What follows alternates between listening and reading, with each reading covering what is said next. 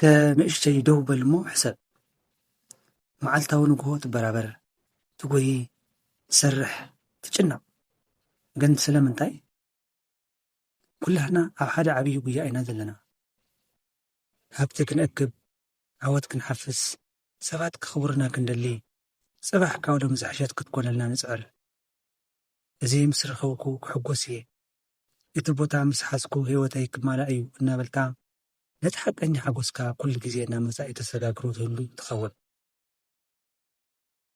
انتخونا كن حق أني مستر هيوت أبزن السخاك تولز أنا خانا قرات انت زيكون خال نقصبت حسابومو اتو كل زدخم قال لعوات مستجبت كهيو أو استحسب معك كان يبحتاو نتن بانو نتن سمعت استوعي الكالوريو تفلت هواي هيوت يزيد راي يريرو كتبل تسمي إقادة يفلت إتذكر مستر هون أبزي إزامو منياتو مستر هيوت هابتك توصح تهند لو معرفو بوتاسي كونس هابتبو على الحجي تبو عزيز الله مقد إيو تحب إزالو هيوت بدح الحجي زفتحنا حساب سليك وي مستر كود زي كونا حجي أبزح موت زيقا بفقرة مسمعتن كتنور زلكا هذه هي بي سلازي لما أيو رمو عنتي نور كويانا نشهدوا بلنا نتي أو اشتقات عشقو زلو حق إننا هيوت مستر كنفوت حوض وصلنا إذا مستر زي كربدا أكاكلو حرقان كانا بدأت شبكت كانا بتصفى فرح قادما نفقرك غيري دا أمو هيوت كم زيديا إلكا هيوت كاب حدش عين كتب متازا قدد نهونا نفسنا عمي وقعدت بحوار كنقو عزينا ترالي خان طوانكا لازم مستر زي حبرنا هنكوفت غينا السنة مكتتال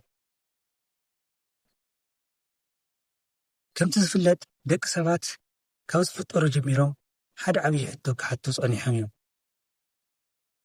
اتحتو أنا سلم انتا ايه زنبر زلو نايزم مدرس عري ترقمو انتا ايه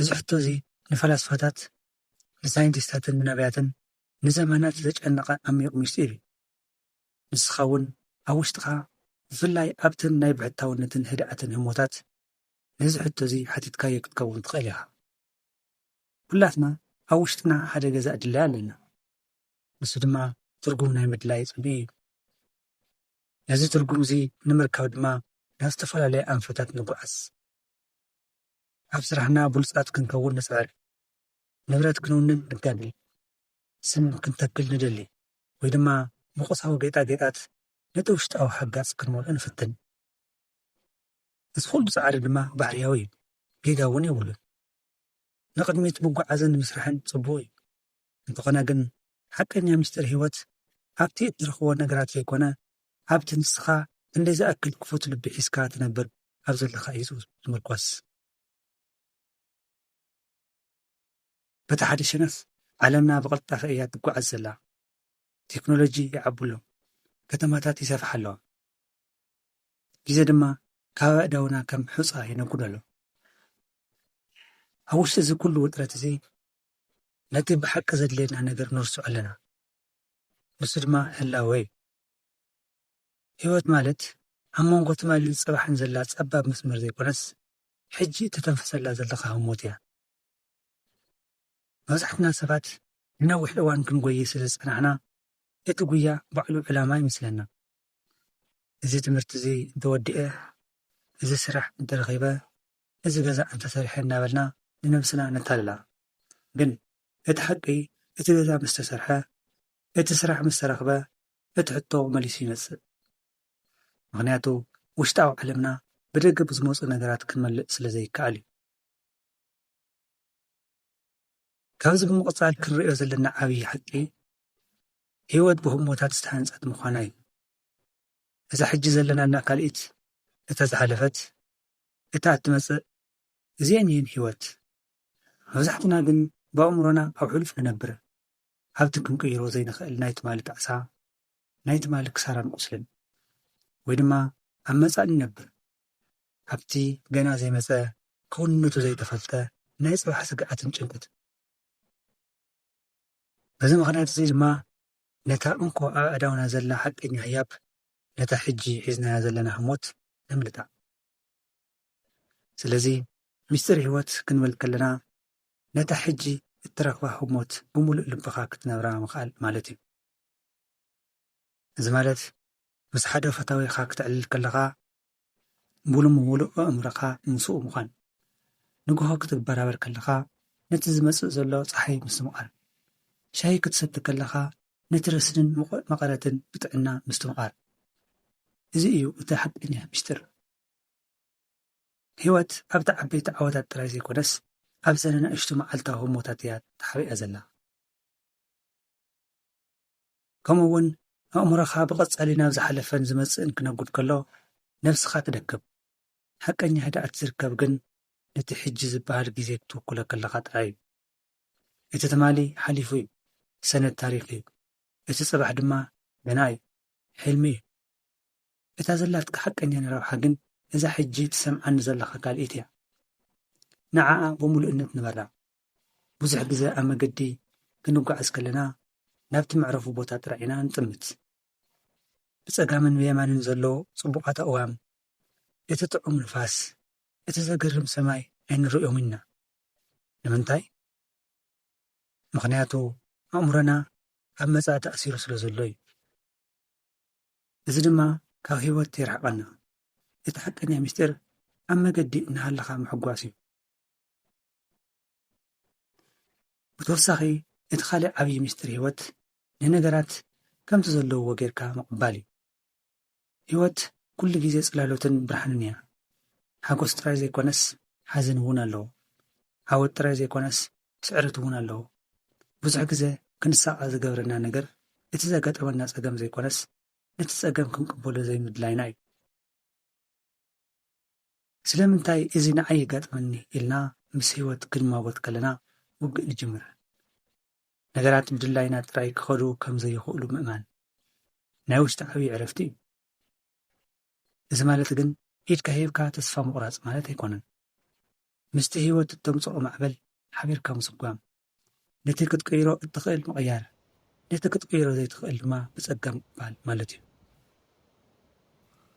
ምስቲ ተታሒዙ ዝመጽእ ሓይሊ ድማ ምስጋና እዩ። ምስጋና ማለት ንዘለካ ነገራት ክቡር ዋጋ ምሃብ ማለት እዩ። ብዛዕባ እቲ ዘይብልካ ነገር ካብ ምጭናቕ ነቲ ዘለካ ጥዕና፣ ነቶም ኣብ ዙርያኻ ዘለዉ ዘፍቅሩኻ ሰባት፣ ነታ ተመለጠካ ዘላ ናይ ምስትንፋስ ዕድል ተመስግን ከለኻ ናይ ህይወትካ መቐረት ይቕየር። ምስጋና ንዘለካ ሒደት ነገር ናብ እኹልነት ይቕይሮ፣ ንጽላሎት ናብ ብርሃን፣ ንምጥርጣር ድማ ናብ እምነት ይቕይሮ። ሕሰብ ኣቡሎ እሞ ክንደይ ሰባት እዮም ሎሚ ክነብሩ ደልዮም ግን ነዛ መዓልቲ እዚኣ ዘይረኸብዋ? ንስኻ ግን ሕያው ኣለኻ። እዚ ባዕሉ ዓብዪ ተኣምር እዩ። ምስጋና ክህልወካ ከሎ እቲ ዘለካ ነገር ክውስኽ ይጅምር። ልብኻ ብምስጋና ክመልእ ከሎ ንጭንቀትን ቅንዓትን ቦታ ኣይተርፎምን እዩ። ንሱ እዩ እቲ ምስጢር። ምስጋና ናይ ኣተሓሳስባ ሃብቲ እዩ። እንተኾነ ግን ሰብ ንበይኑ ክነብር ኣይተፈጥረን። ኩላትና ብሓደ ዘይርአ ናይ ስምዒት ገመድ ኣሳሲርና ኢና። እቲ ዝዓበየን ዝለዓለን ምስጢር ህይወት ድማ ፍቕሪ እዩ። ፍቕሪ ክንብል ከለና ሮማንቲካዊ ፍቕሪ ጥራይ ዘይኮነስ ንኹሉ ፍጥረት፣ ንሰብኣውነት፣ ንነፍስኻ እውን ብዝምልከት ዓብይን ሰፊሕን ስምዒት እዩ። ኣብ መወዳእታ መዓልትታት ህይወትና ኣብ ባንኪ ክንደይ ዝኣክል ገንዘብ ከም ዘለና ወይ ድማ ክንደይ ዓበይቲ ፉቓት ከም ዝሃነጽና ኣይኮነን ዝስከብ። ሰባት ኣብ ቀብሪ ሓደ ሰብ ተኣኪቦም ብዛዕባ ዓቕሚ ባንኩ ኣይዛረቡ። እቲ ብሓቂ ዝዝከር ክንደይ ዝኣክል ሰብ ከም ዘኽብረካ፣ ክንደይ ዝኣክል ሰብ ብፍቕሪ ከም ዘፍቅረካ፣ ኣብ ልቢ ክንደይ ሰባት ጽቡቕ ኣሰር ከም ዝሓደካ እዩ። ብፍላይ ከዓ ካብ ነፍስኻ ወፂኻ ንኻልእ ሰብ ምሕጋዝ፣ ንዝተሸገረ ምድጋፍ፣ ንዝሓዘነ ምጽንዕናዕ፣ እዚ እዩ እቲ ምስጢር ህይወት ዘንጸባርቕ። ፍቕሪ ክትህብ ከለኻ ህይወትካ ትህብትም። እቲ ዝሃብካዮ ፍቕሪ ድማ ብኻልእ መገዲ ብዕጽፊ ናባኻ ይምለስ። ንሰባት ክትምሕር ከለኻ ንነፍስኻ ኢኻ ካብ ቤት ማእሰርቲ ቂምታ እትፈትሓ ዘለኻ። ፍቕሪ ማለት እትተንፍሶ ኣየር እዩ። ብዘይ ፍቕሪ ኩሉ ዓወታትካ መቐረት የብሉን። ንግሆ ክትበራበር ከለኻ ሎሚ ንመን ጽቡቕ ነገር ክገብር ይኽእል? ንመን ፍሽኽታ ክህብ ክእል ኢልካ ሓሰብ። እዚ ክትገብር ከለኻ እቲ ናይ ፍቕሪ ምስጢር ኣብ ውሽጥኻ ክዓቢ ክትዕዘቦ ኢኻ። ይኹን እምበር ብዙሕ ግዜ ንዓለም ክንቅይር ንደሊ፣ ንሰባት ክንእርም ንፅዕር፣ ንመሓዙትና፣ ንስድራ ቤትና፣ ንመሻርክትና ክንቅይሮም ንቃሊስ። እንተኾነ ግን እቲ ዝዓበየን ሓቀኛን ስራሕ ኣብ ውሽጥና እዩ ዘሎ። ንነፍስኻ ምፍላጥ፣ ነቶም ኣብ ውሽጥኻ ዘለዉ ፍርሕታት፣ ቁስልታት ከምኡ እውን ክእለታት ብግቡእ ምርዳእ። ነፍስኻ ምፍቃር ማለት ወይ ርእሰ ፍቕሪ ዕቡይ ምዃን ወይ ስሱዕ ምዃን ማለት ኣይኮነን። ንባዕልኻ ብምሉእ ድኽመትካን ጥንካረኻን ምቕባል ማለት እዩ። ንነፍስና ክንምሕራ ጌጋታትና ክንቅበል፣ ካብኡ ተመሒርና ድማ ንቕድሚት ክንስኩም ይግባእ። ንነፍስኻ ክትሕውያ ከለኻ ንዓለም እውን ናይ ምሕዋይ ዓቕሚ ይህልወካ። ምኽንያቱ ህይወት ሓጻር እያ። እዛ ሓጻር ህይወት እዚኣ ድማ ብጭንቀትን ብውድድርን ናይ ሰባት ሚዛን ክትሓልፍ የብላን። ነቲ ኣብ ውሽጥኻ ዘሎ ሰላም ክትሕልዋ ኣለካ። እቲ ሓቀኛ ምስጢር ኣብ ውሽጥኻ ዝርከብ ናይ ሰላም ፈልፋሊ እዩ።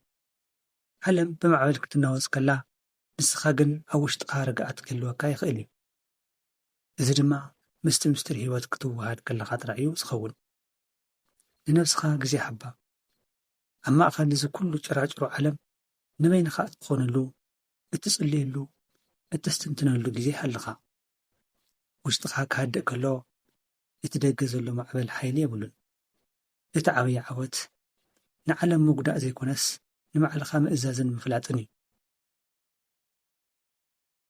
ብዘይካዚ ህይወት ከምሩዋ እያ፣ ትውሕስ። ክትሕዛ፣ ክትዕቆራ፣ ክትፍትን ከለኻ ትበላሸው። ስለዚ እዩ እቲ ካልእ ዓብዪ ምስጢር ህይወት ድማ ምሕዳግ ወይ ሌቲንጎ ምኽኣል ዝኸውን። ቁፅፅር ምግዳፍ። ኩሉ ነገር ክንቋፃፀሮ ኣይንኽእል ኢና። ንሰባት፣ ንኹነታት፣ ንመጻኢ ክንቋፃፀሮ ክንፍትን ከለና ዓብዪ ጭንቀት ይፍጠር። ነቲ ክትሕዞ ዘይትኽእል ነገር ምሕዳግ ናይ ትብዓት ምልክት እዩ። ነቲ ዝሓለፈ ቁስሊ፣ ነቲ ዘይኮነልካ ሕልሚ፣ ነቶም ክትሕዞም ዘይትኽእል ሰባት ለቐቆም። ክትለቆም ከለኻ ብኣእዳውካ ሓድሽ ነገር ክትሕዘሉ ሓድሽ ቦታ ትፈጥር። ህይወት ቀጻሊ ለውጢ እያ። ኣብ እዋን ቀውዒ ቆጽላቶም ይውድቑ፣ ምኽንያቱ ኣብ ጽድያ ሓድሽ ክንጨውጭው ስለ ዘለዎም። ንስኻ እውን ነቲ ዘየገልግለካ ናይ ኣተሓሳስባ ቆጽሊ ኣውድቆ። ብሓፈሽኡ ነቲ መስርሕ ህይወት እመኖ። ኩሉ ዘጋጠመካ ነገር ጽቡቕ ይኹን ሕማቕ ንዓኻ ክሃንጽ፣ ንዓኻ ከምህር ዝመጸ እዩ። እዚ ዓሚቕ ርድኢት እዚ ክህልወካ ከሎ ፍርሒ ይጠፍእ። ብትብዓትን ፍቕርን ንቕድሚት ትስኩም። ኣብ መወዳእታ ምስጢር ህይወት ብሩህ እዩ፣ ቅል ዝበለ እዩ። ኣብ ቅድሜና እዩ ዘሎ። ንሱ ድማ ሕጂ ምንባር፣ ብምሉእ ልቢ ምፍቃር፣ ንዘለና መመስጋንኒ።